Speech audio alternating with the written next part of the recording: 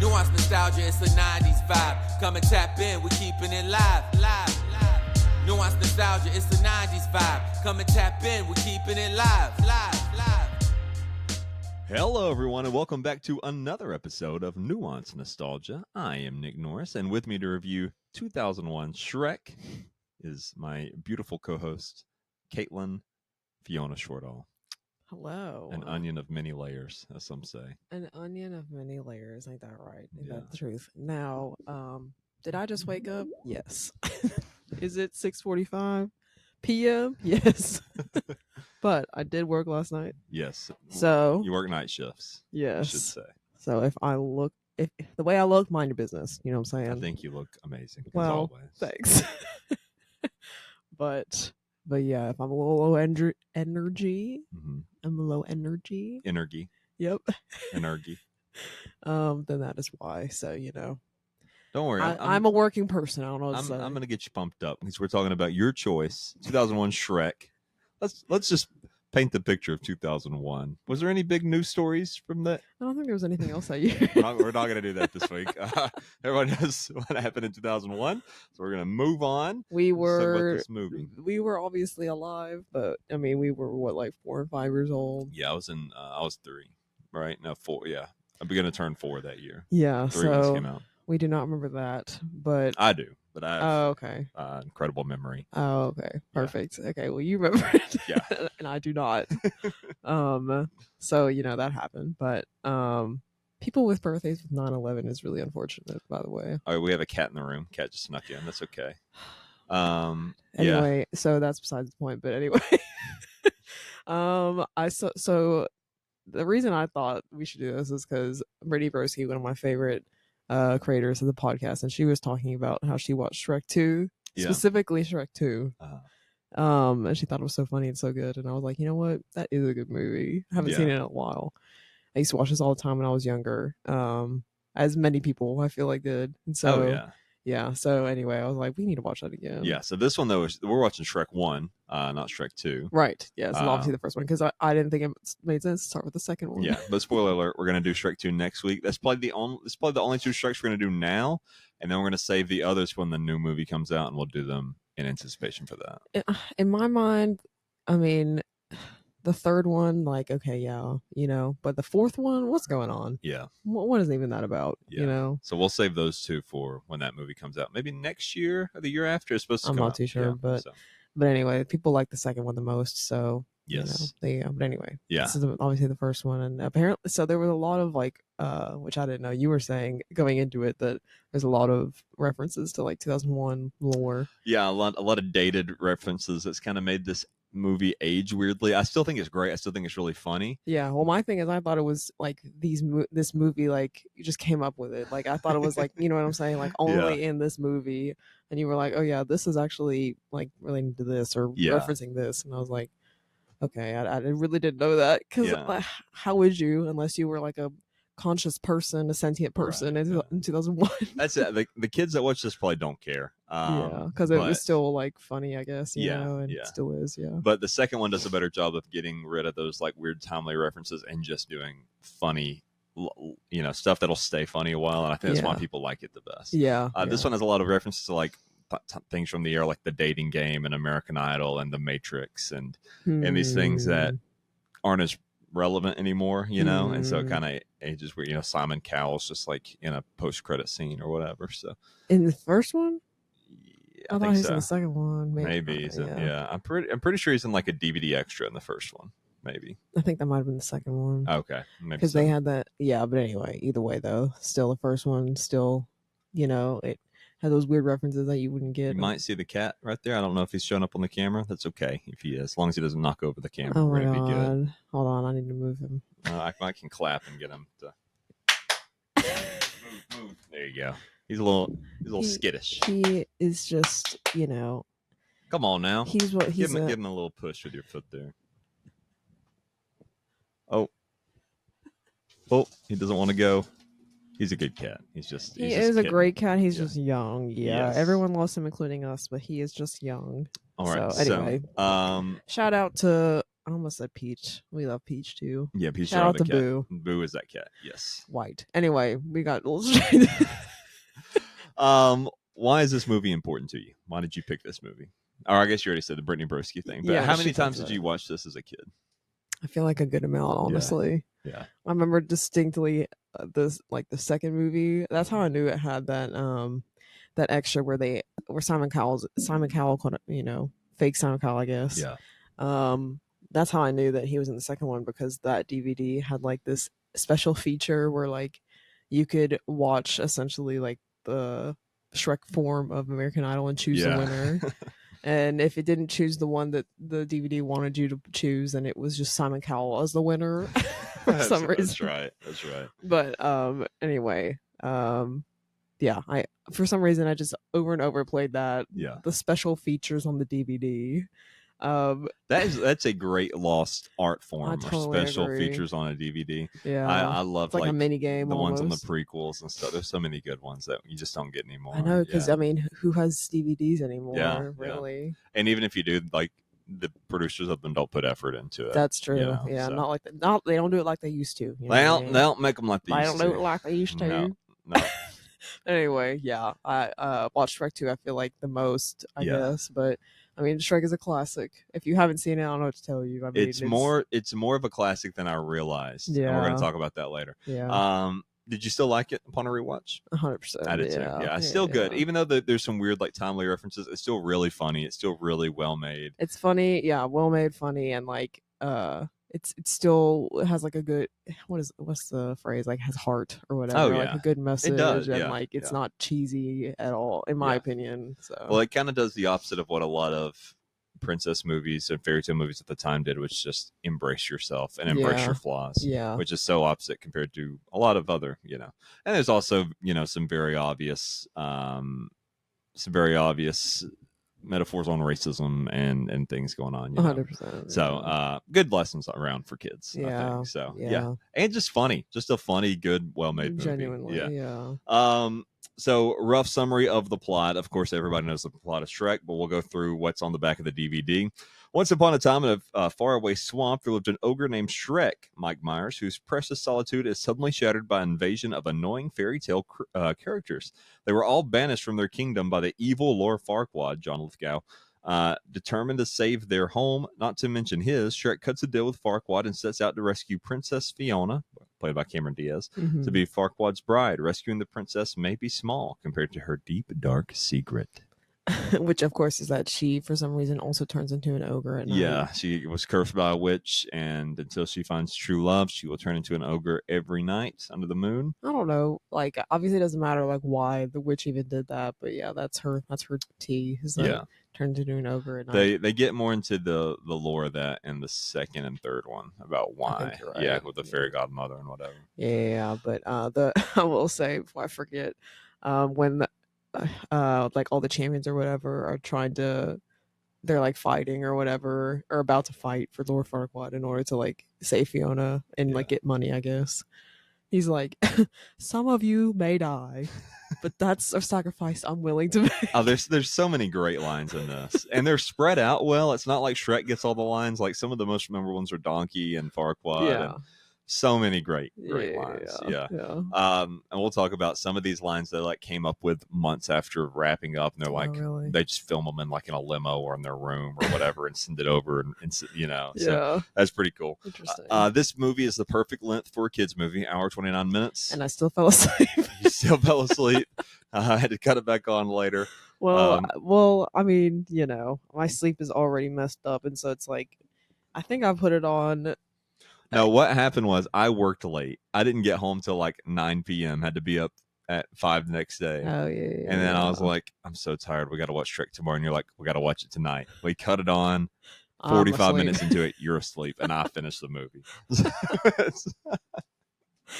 couldn't remember why I was so tired. My sleep is just absolutely messed up. So it's like I get tired and like at weird times, and I'm awake at weird times. So anyway, besides the point, basically I had to rewatch the last part of it because I fell asleep when they like hadn't even saved Fiona yet. They like just saved Fiona and I'm dead asleep.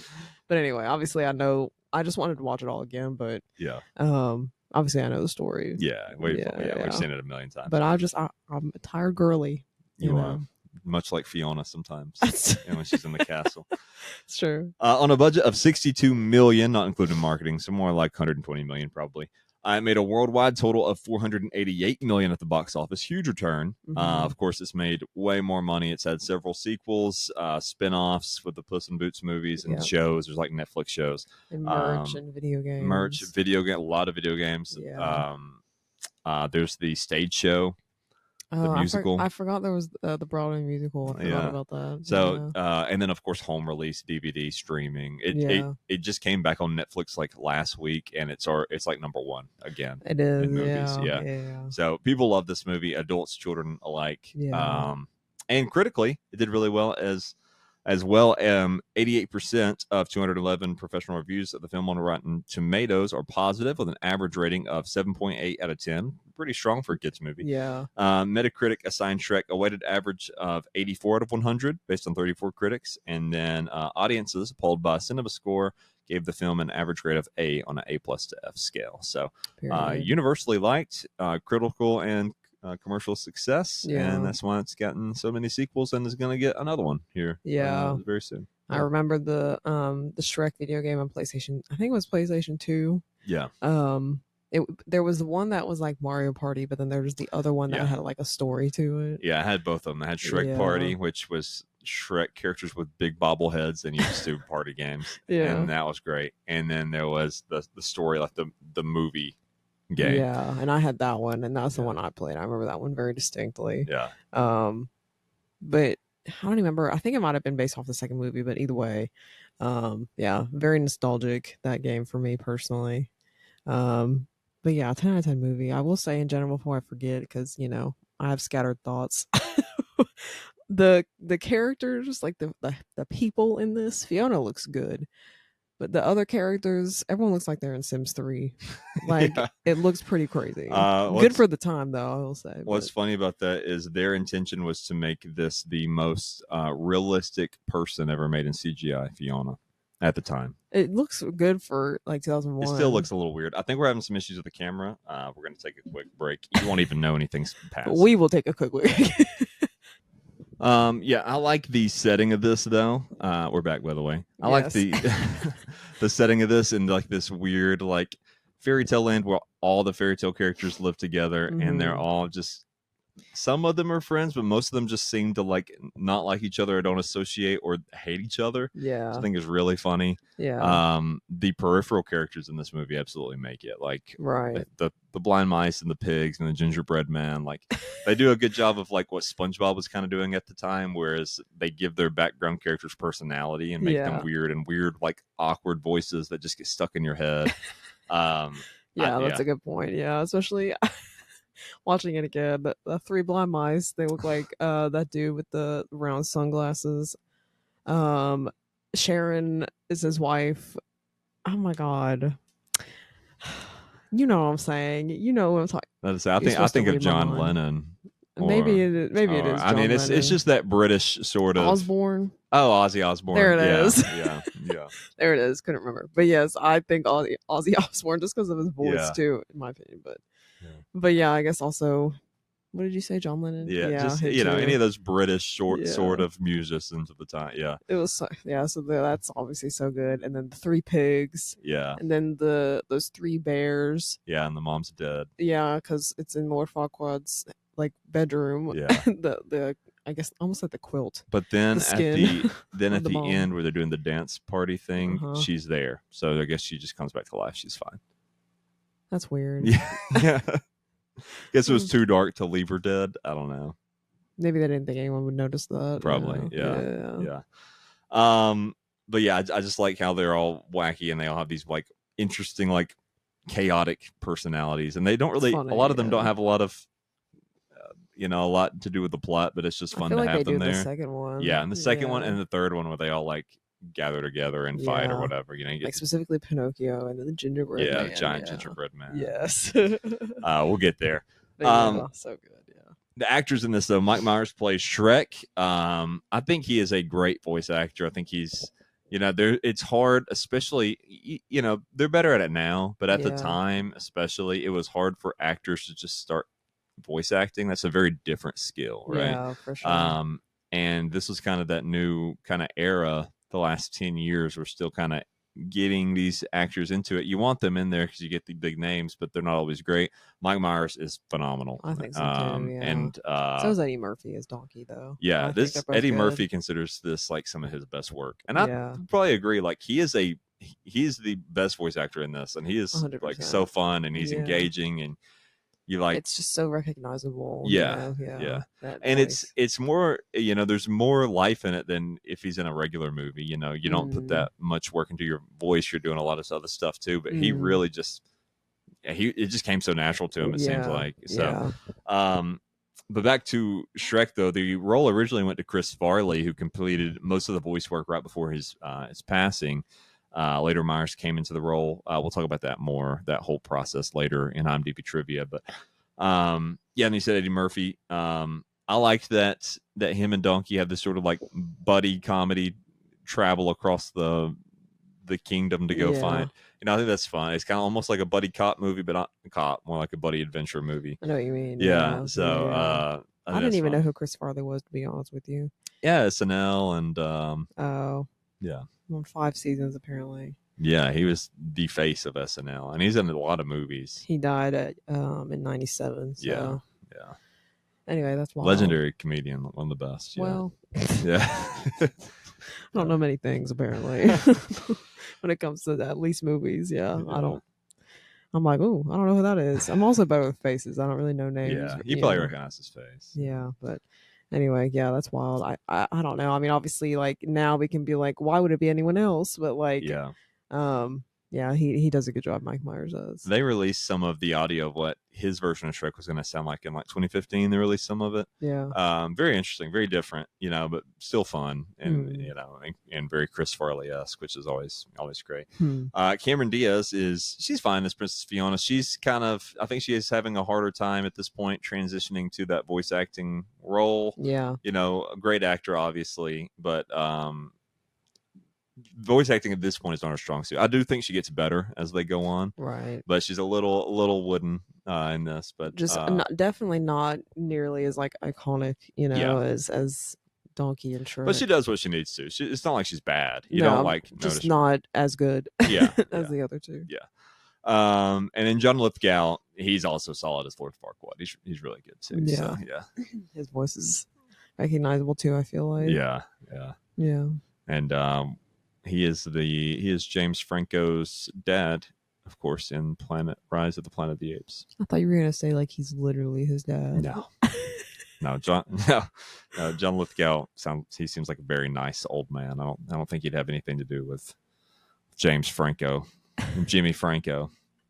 Jimmy Franco. Some talking points I got here. We talked about it dating kind of weirdly, but I think the CGI looks good for 2001. I do too. They still haven't really, like we said, they still haven't really figured out the humans yet, but they're getting there. It's looking better. Like I said, they look like Sims 3. Compared to very much. If you understand that reference, I don't know. They just look like they're almost there, but they're not fully. If you go back and watch those like first couple Toy Story movies, they look way worse. So the technology's advancing. It's been. And I was gonna say, like, if you're thinking about how CGI looked in Star Wars prequels and in the original Toy Story, I mean it's not there yet, but we're getting there. And the Star Wars prequel bad, and this was like around that time, same time. So Shrek it doesn't look terrible, No, you can still show this to a kid today, and they wouldn't think anything about it. Right. It still looks good enough. Could definitely be worse. Yeah. There are 36 unique locations in Shrek that they generated. That was the more than any other computer animated film at the time. So that was, and you feel that the world feels big, expansive. They go to all these different places, the castle, and they go to Duloc. I was trying to think of the name of it. Yeah. Which, like, before I forget, the little like singing thing they do, like when they first get to Duloc. I had no idea that was like a take on what is it? It's a Small World in Yeah. Disney World. So when they walk into to Duloc, they're greeted by this little cabinet of little puppets that dance and sing. And yeah, it's a spoof of It's a Small World in Disney World. There's a lot of hits at Disney theme parks and just Disney in general. And Because these movies. DreamWorks is Direct DreamWorks competitor. Pixar? No, Pixar is owned by Disney. DreamWorks is owned by Comcast. Or is that Universal? Yeah, and Comcast owns Universal. I'm not sure who they were owned by at the time. I think it was Comcast, but Interesting. yeah, the famous phone company. yes, yeah. It's Anyway. weird that sometimes like these companies that you don't realize are so huge are just massive. Like Comcast owns like Universal and That Warner is pretty Brothers crazy. and all these. Yeah, so. But yeah, I guess that makes sense that they were making so many jabs at Disney. Then if it's like obviously the director, but I didn't know that. Had no idea. Yeah, yeah. A lot of it goes over kids' heads, but yeah. But even now, I mean, there's some obvious ones. Snow even White. now, I wouldn't have thought that. Yeah, like Snow White and a lot of the dead broad off the table. Yeah, it's a great line. It just goes. It just it flies by so fast. A lot of time you don't even catch it. Well, obviously I didn't as a kid. Yeah, I was like, this man said dead broad off the table. Yeah, as far as he knows, she is dead. This is crazy. Talking about Snow White. Yeah, because if you've seen it, all the fairy tale characters, they go to Shrek's swamp because Farquaad told him to do that or something like that, relocated him or whatever, and the dwarfs just place Snow White on the table. Yeah.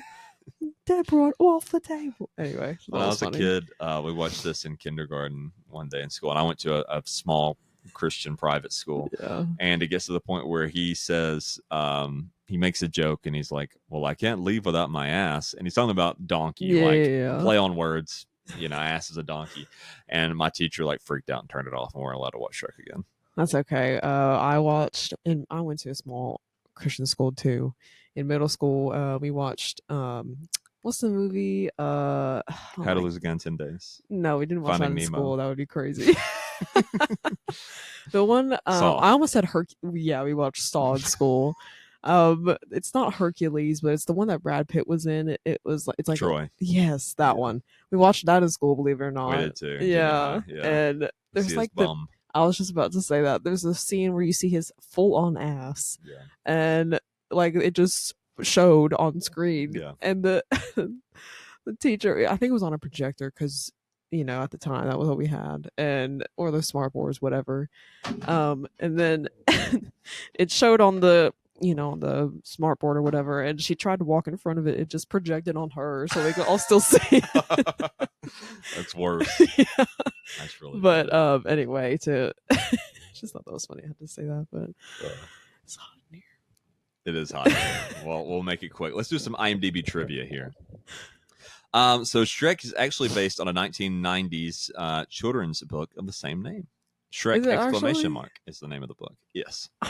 I literally had no idea. That's crazy. Yeah, it was popular but not huge, and so Never this knew movie that. was kind of in the works for a while before it got made. The book came out, and then it kind of got picked up almost immediately, but it took about 11 years for it to get made. So because of all the reshoots, right? Yeah, or reanimations and things. Yeah, we'll talk about that. Or- Yeah.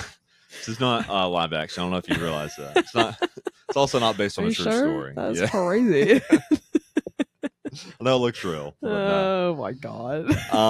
Shrek won the first Academy Award for Best Animated Feature too. So That's pretty slick. I was talking about it's more of a classic than you might think. Yeah. It absolutely It deserves is. that. You said an Oscar? No, first Academy Award for Just Best saying Animated stuff. Feature. Yeah. Okay. And even maybe more impressive is Shrek was chosen as one of the 25 movies added to the National Film Registry of the Library of Congress in 2020. The prestigious tribute honors the most influential movies in the U.S. that have had a cultural, historic, or aesthetic importance to the nation's film heritage. One of only 25 movies to make it in. That's pretty wild. Yeah, it is. I think I agree, but that is pretty crazy. Yeah, it's really crazy. Congress has recognized that. Yeah. That's pretty crazy. Recently, 19 years after it came out. In 2020. Yeah. The principal actors actually never met each other when they were making this movie. They all read their parts separately with a reader feeding them the lines. John Lithgow later admitted that while he enjoyed playing Lord Farquaad, he was a little disappointed that he never actually worked directly with Mike Myers, Cameron Diaz, or Eddie Murphy. Yeah. Yeah. Which you get that in a lot of movies, Animated ones. animated Yeah. movies. Yeah. And the ones usually where it does they are all together recording, usually you can feel it. Like they have better chemistry and stuff. I think Eddie Murphy though and Mike Myers are so good that you can't even tell. Like I would didn't have know that thought they either. would have bounced off each other. Yeah, I didn't know that either. Yeah. Like we said earlier, Chris Farley was originally cast as Shrek and even recorded almost all of the dialogue. However, after his death, the role was given to fellow Saturday Night Live performer Mike Myers. Shrek's air quotes in the film is a homage to Farley, whose character Bennett Brower also used air quotes. A story reel featuring a sample of Farley's recorded dialogue leaked to the public in August 2015. And because they both worked on SNL together, they were friends. So Mike Myers was hesitant about taking the role. At first, he was like, I don't know. It feels kind of disrespectful. He was my friend. But he ended up taking it after the producers kept kind of being like, well, he wouldn't mind. And then they said, can't we just settle this over a pint? And they ended up using that line in the movie. That's what got him to take it. He was like, all right, well, that's kind of fun. He said, let's settle it over a pint. So then they used it in the movie. Interesting. So yeah, it worked out good for him because it's made him incredibly rich. I think they all made about the three main actors, Diaz, Murphy, and Myers, all made like $350,000 each for this movie. The next one they make $10 million each. So huge pay jump. Yeah, that's crazy. Yeah. Wow. Yeah. Can't even like comprehend that kind of money. That's so wild. Yeah, and we'll talk about it. But in the second one, they only each did 20 hours of work. So $10 million for 20 hours of work. Must be nice to be rich. Must be. Yeah. Must be nice to be cast in Shrek. And get $10 million for 20 hours of work. Yeah. Oh my God. Yeah. I'm going to cry thinking about that. And that's 2001, $10 million. It's like 20 That's what today. I'm saying. Yeah. Jesus. Mike Myers originally voiced Shrek with his natural speaking voice before the film was test screened. Then he tried country Canadian accents for Shrek. However, after viewing a rough cut of the film, he felt that something was missing from his performance and re-recorded all of his lines with a Scottish accent based on the voice his mother used when reading him bedtime stories as a child. The original voice can still be heard in the technical goofs on the DVD. The decision to revoice Shrek in a Scottish accent ended up costing an additional $4 million. So it took him 20 sessions to complete the revoiceover. It can also be stated that Shrek's accent is similar to the one Mike Myers uses for his character Fat Bastard in the Austin Powers series. This was his first voice performance in an animated film, which is incredibly impressive. Interesting. Yeah. Did not know that. But yeah, I forgot he's also in Austin Powers. Yeah. Yeah. That's iconic. He is Austin Powers. Yeah. Yeah, country would not have worked at all. Well, country Canadian. What does that even mean? I'm not sure. Whatever. Scottish was the way to go. Oh, sure. fam. Thumb. I don't know. I can do the Toronto accent. I can't do a country Toronto accent. Yeah, I have no idea. But no, but definitely Scottish accent was the way to go because it looks like they're in Scotland. Yeah, and yeah. So yeah, that was definitely the right thing to do, or the right choice, I should say. Yeah. The late Alan Rickman was initial casting choice for the role of Lord Farquaad. However, Rickman opted to portray the role of Professor Severus Snape in Harry Potter and the Philosopher's Stone. That also came out in 2001. Who was he going to be? Farquaad. That would have. I think he could have done it. He would have played it differently than he does 100%. Snape. Obviously, like in hindsight, it would be like knowing what the voice sounds like now. Obviously, it'd be weird to us, but it would have always been that if he had done that. You know what I mean? But also good choice for him because he got paid for 6-7 movies instead of. I was just about to say that. 1. Yeah, it paid off for him. Yeah, and he did very well in those movies. Eddie Murphy's BAFTA nomination for his voiceover performance was the first of its kind. So he was so good they made an entire new award based on his performance. What is BAFTA? The badass females today always.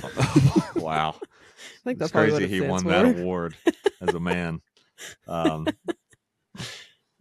I need to figure out. I've heard BAFTA, but I don't know what it's for. British Academy. I'm sure it's film and television. British Academy Film TV Awards. Yeah. Okay. Yeah. The song All Star by Smash Mouth, heard in the opening credits, was only a placeholder for test screenings until a new song could be found, but test audiences loved it and the producers kept it in. When the producers decided to keep All Star, they decided to let the band perform the last song of the movie, I'm a Believer. It's such a Smash Mouth movie, and now it's like synonymous with Shrek. Smash Mouth. Oh is, yeah. They used to have a really funny bio in like their Twitter or Instagram or something. It was like, "F you, Shrek. We were going to be the next Beatles." It's really funny. Which is crazy because them being the next Beatles is pretty wild to think about. But that is funny. Yeah. But It made them incredibly rich. They are fine. They have made so 100%. much money and continue to make so much money off that song. Yeah, like All Star specifically. And when they come out with the next one, they're gonna call Smash Mouth. There's no way they 100%, don't. You know? 100%. Yeah. And then I forgot that they also performed "Unbeliever" in the last song of the movie. Did they perform "Hallelujah"? No, I don't think they did. That's Rufus Riot. Okay. I'm not sure if he does that version. I think he does. Yeah, and that's also I feel I heard there was a secret chord you go sing the whole thing. that David played, and we played that song in chapel one time in high school, and nobody took it seriously. Everybody was like, "That's the Shrek song." That's the thing about it is like now that's associated with Shrek. That song's been around since like the '80s, performed by so many people, and now it is the Shrek song. Well, I didn't know that. Beautiful song. It is a good song, but I didn't know. Before when I was younger, I thought it was like just in this movie. You know what I mean? Yeah. So anyway, definitely. I feel like now it's associated with Shrek. It is. Yeah. It's just so crazy. Yeah. But this is a Smash Mouth propaganda movie. I tell you what. It is. Yeah. The scene where Princess Fiona burps was written after a recording scene where Cameron Diaz burped after drinking Coca-Cola. Eddie Murphy improvised Donkey's response to Shrek. She's as nasty as you are. Wow. Good for them. Women can burp. I know. Just you as you burp in my face all the time. Just as for women having normal human bodily functions. I don't know that we're there yet. Oh, okay. I'm very full aware of it. Trust and believe. Dealing with people in the bed at work. Oh yeah, absolutely. Of every gender. Anyway. Let me mark that. Oh my God. Mike Myers was in New York City when they realized that the line "What are you doing in my swamp?" had never been read. So producer Jeff Katzenberg flew to New York City and had Myers read the line in the back of a limo. What are you doing in my swamp? Did that sound like Shrek? A little bit. I don't think it did. Yeah, that's what he says when all the fairy tale creatures are just like in his swamp. Yeah. And iconic line. Yeah, it really is. Yeah. And, he basically says that he's gonna like go to Lord Farquaad and figure it out, and like he's thinking that it's gonna be like this bad thing, and they all cheer. Yeah. And they all put like those birds put like flowers on them, and like so stupid. That's my favorite part is all the funny fairy tale puns, how they turn stuff on its head. I think it's really good. Yeah, so well done. Yeah. When the fairy tale creatures arrive at Shrek's swamp, you can see Papa Bear comforting Baby Bear at a fire. Later in Lord Farquaad's castle, as he watches Fiona in the mirror, you see Mama Bear as a rug. We talked about this. She is skinned and laying on the floor. Her ultimate fate, however, seems to be okay. She reappears in the video DVD karaoke scene, dancing with Papa and Baby Bear. So well, you were just saying at the very end, like of the actual movie. I mean, she's there. Yeah. So. Dancing. I mean, are there two different bears? Maybe he with remarried. Bows? Yeah, maybe he remarried. But two different mama bears with that pink bow. You could just put a bow on any bear; it'd look like that. Yeah, but why would why would two different bears have the bow? You know, sometimes if somebody loses like a partner or a child, they'll like find somebody else and dress them up. Like in the end, there's like that weird subconscious they try to play. You think Papa Bear did that? I think it's a different bear. Oh, okay. I think it's a different bear, and he's like, you should wear this. And sometimes he accidentally calls her Mama Bear. Mama Bear 1 instead of just Woman Mama Bear. Bear 2. Yeah. He said Woman Bear. Yeah.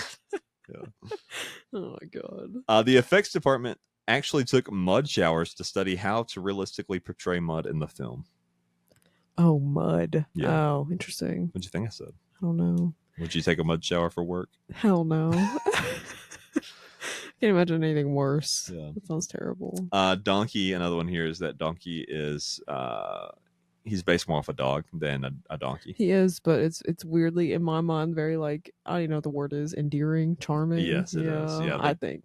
Yeah, they do a good job of making this like very loud, annoying donkey very cute, and you feel empathy and sympathy for him. Yes. Like, you get upset when Shrek's mean to him, even though he is annoying, just so annoying, you know? So, yeah, they do a good job. And a lot of that is the character design, as well as Eddie Murphy's performance. But even sometimes when Eddie Murphy's not talking, and it's when he's quiet. That's when you feel the most sorry for him. And For I sure. think that's the design. Yeah. The animation. Speaking of Donkey, obviously, famously, he gets with the dragon from like the tower that Fiona was in. Yeah. What are the logistics of that? It means that in this universe, interspecies mating is fine.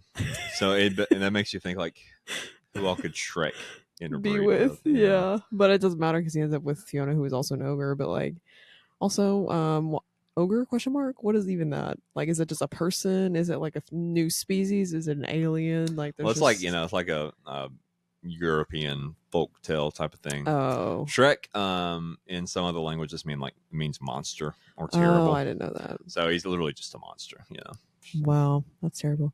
Going back to the dragon though, they obviously they do eventually have like these like donkey dragon children. Yes. I can't get too deep into the logistics of that. We'll get into that next week. Of how they have children or offspring. Yes. Oh, okay, great. We will. I can't wrap my head around it. It's too complicated. That's when I love it that these movies aren't afraid to do weird stuff. Yeah, just weird stuff that they think is funny. Yeah, you really get a sense of like the people that write this, what their sense of humor is. And like as a kid, obviously, and as a kid, you're like, oh yeah. But it's like being a grown person, what do you mean the donkey had sex with this dragon? Yeah. And why does she have lashes and lipstick and eyeshadow? You know what I mean? Let me fix the camera again one second. Well, one camera shows it's working and one doesn't. So if it's not working, we'll just this is on the TV, we'll just be on the screen. That's okay. We'll talk over. Perfect. We're close to being done anyway.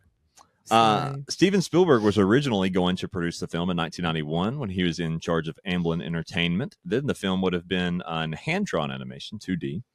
And it was going to star, can you guess, as Shrek? Who in the 90s would they cast as Shrek? It's Arnold Schwarzenegger. No, that's a good guess. But it's someone we talk about getting cast in these types of movies all the time. I'm not sure. Family movies. I'm not sure. Bill Murray. Who's Bill Murray? Bill Murray. We talk about him like every week. Ghostbusters. What do you mean every week? Ghostbusters. Oh, yeah. You know I'm bad with faces and names. He's 73. Anyway, he was going to be Shrek, and Steve Martin was going to be Donkey, which I think Steve Martin as Donkey would be pretty good. I guess, but it's just not as iconic. Oh yeah, nobody's going to be Eddie Murphy, but yeah, if you were going to make a '90s version, that's fair. Yeah, or you could just also use Eddie Murphy in the '90s. He was around and famous. That's fair. Yeah. Steve Martin, in my mind, I associate with Cheaper by the Dozen. Yeah, specifically that movie. Yeah, obviously he's in other stuff, but specifically it's Cheaper by the Dozen. Yeah. And I used to watch Pink Panther all the time. Oh yeah, he's in that too. Yeah, I didn't like that movie as a kid. For some reason, I watched it all the time. I don't know why. I didn't like it because I thought it was going to be a Pink Panther movie, like the cartoon, and then the cartoon's barely in it. He's like in the intro, and that's it. Yeah, I don't really know what that's about, honestly. But so that upset me. So I was like, this sucks. This is false advertisement. That's what I thought. Nicolas Cage was initially offered the role of Shrek, but he turned it down because he did not want to look like an ugly ogre. In 2013, Cage admitted that he regrets the decision and explained, when you're drawn in a way, it says more about how children are going to see you than anything else, and so I care about that. Bad call on him. I don't know if I necessarily agree with his reasoning, but but he was holding out for that amazing movie National Treasure. That's true. I'm going to steal the Declaration of Independence. I'll have to do those at some point. They made a Disney Plus show, but he's not in it. That's so dumb. Of course they made a TV show. Yeah. They'll make a show out of anything now. Yeah. Like, I can't. And then cancel it after 2 seasons. Yeah, it's already been canceled. Yeah, see? Yeah. Oh, my God. In 2007, Jeffrey Katzenberg said the film was not only saved the company financially speaking, but it gave DreamWorks Animation an image that allowed them to make Madagascar, Kung Fu Panda, and How to Train Your Dragon. Madagascar is so good. Yeah. I remember the GameCube video game of that one, too. Yeah. How to Train Your Dragon is so good, too. It is. Like, genuinely. They're making a live action one, so I don't think that'll be as good. How did because the thing about it was the animation of the dragon was like so cute, We gotta watch that one too. That one's so good. Okay, we can do that. I've only seen the last one. Yeah, of those. Where he's got the beard. Yeah, and he's hot. Just kidding. And he's hot. good call. SpongeBob. Anyway, yeah. That's good. Good for them. Those are good movies. Do you think this movie holds up? You think you show a kid this today and they're still gonna love it? I don't know about a kid, but I do. Yeah, I think they do. I think because it's like trending in Netflix, it shows that kids still like this. Yeah, for sure. As well as adults. I think it 100% holds up. I think there's some weird timely references, but I don't think it's like in a weird way. Not to the detriment. Guess. Yeah. Because like I said, when I was younger, I thought that like those things were just said in this movie. Yeah. I didn't know that they were like referenced to something else, but like. Yeah, like I said, it still works. It's not like you have to know the reference, I guess. No, not really. Yeah. All right. Well, next week, Shrek 2. I'm excited. It's gonna be good. Looking forward to that one. After that, I don't know yet. I'll think about it. I guess next will be my choice. Yeah. After that, so we'll look into it. Thank you everyone for listening, for watching. We're on YouTube. We're on all the podcast apps. You can find us on Facebook, Instagram, and TikTok at Nuanced Nostalgia Pod. You can find me everywhere at NickNorris06. Find Caitlin everywhere at Caitlin Shorts. Be sure to like, comment, subscribe. I think that's everything. Send me pigeon mail. Oh, you can email smoke us. Signal. nuancednostalgiapod@gmail.com. And you can also just message us on any socials. Give us some ideas. Maybe we'll do a fan one after Shrek. Let us know what you want us to watch. Would you like us to watch? Were you about to give options? Oh, was I supposed to? I don't know. No, I was done. That was wanted to hold your breath. Yes. Until you passed out. Yeah. Okay, perfect. Anyway, thank you everyone for listening. We'll see you next week. Oh, wait, never mind. I accidentally forgot, Caitlin. Somebody you gotta play that one. Yeah. I got it. Will it play? I downloaded it without listening. I hope this is the right one. I don't think it is. This isn't the main one. It is one of them, but not the main one. I downloaded the wrong one, yeah. It's okay. I think it's the end capture or the end credits one, but I forgive you. Pretty good. Smash Mouth propaganda is this movie. I'll have the right one next week. Goodbye, everyone. Goodbye. We got the plan to make it go down. We got the boys filling this room. We got the mind to go boom. Get up, get out.